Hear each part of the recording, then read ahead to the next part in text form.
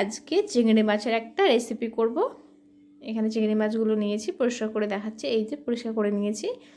এখানে চিংড়ি মাছের জন্য কিছু উপকরণ নিয়েছি: আদা রসুন বাটা, পেঁয়াজ বাটা, লবণ, শুকনো লঙ্কা গুঁড়ো, হলুদ, জিরে গুঁড়ো, কাজু বাদাম পেস্ট, আর নিয়েছি তেজপাতা আর রান্নার তেল। এবার চিংড়ি মাছে লবণ আর হলুদ গুঁড়ো দিয়ে দেব। লবণ আর হলুদ গুঁড়ো দিয়ে বেশ ভালোভাবে এটাকে মাখাবো। খুব সুন্দর করে মাখিয়ে নিব। মাখানো হয়ে গেছে। এবার আমরা একটা প্যান বসিয়ে দিয়েছি, এতে তেল দিয়ে দেব। তেলটা গরম হতে দিব। গরম হয়ে গেছে। এবার এতে আমরা মাখিয়ে রাখা চিংড়ি মাছগুলো দিয়ে দেব। সবগুলো চিংড়ি মাছ এখানে দিয়ে দেব। তারপরে এগুলোকে একটা একটা একটা একটা করে সাইড করে নেব। এটা লাল হওয়া পর্যন্ত ভাজতে হবে। এক পিঠ হয়ে গেলে আবার এগুলোকে পাল্টে দিতে হবে। এই পিঠ ও পিঠ দু পিঠই ভালো করে ভেজে নিতে হবে।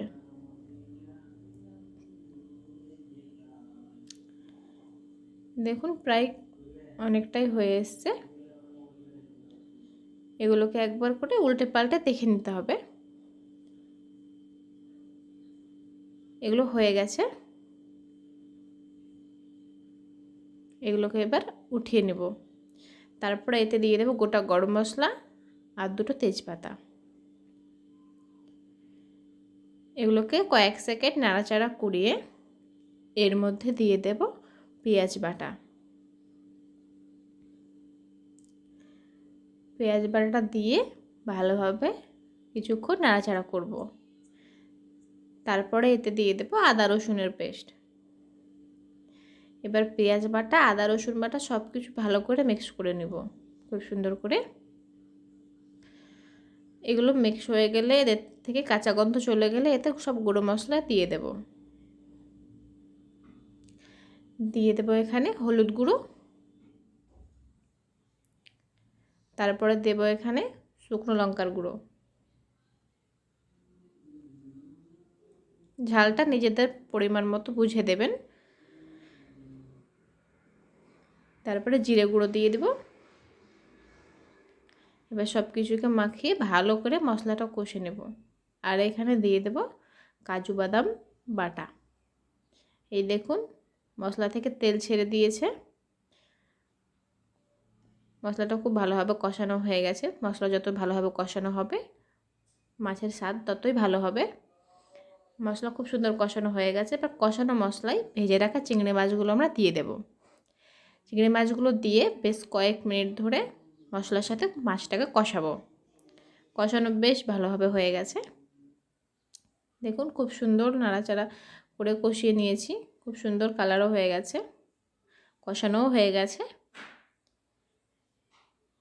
এবার এতে অল্প পরিমাণে জল দিয়ে দেব। খুব বেশি জল দেওয়ার দরকার নেই, একটু শুধু মাখো মাখো ভাবটা থাকবে। এটাকে একটু নাড়িয়ে চাড়িয়ে নিয়ে একবার শুধু ঢাকা দিয়ে দেব।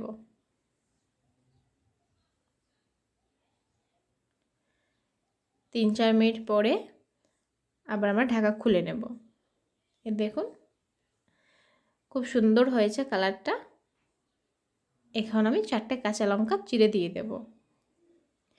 খুব ভালোভাবে নাড়াচাড়া করিয়ে নেব। বেশ ভালো মাখো মাখো হয়ে এসছে। আমাদের চিংড়ি মাছ কিন্তু একদম তৈরি হয়ে গেছে। দেখুন গ্যাসটা বন্ধ করে দিব। আমি ঢেলে দেখাচ্ছি। বাড়িতে অবশ্যই একবার ট্রাই করবেন। খুব কম উপকরণ দিয়ে কম সময়ের মধ্যে রান্না করতে পারবেন। খুব সুন্দর লাগে খেতে। অবশ্যই একবার ট্রাই করবেন।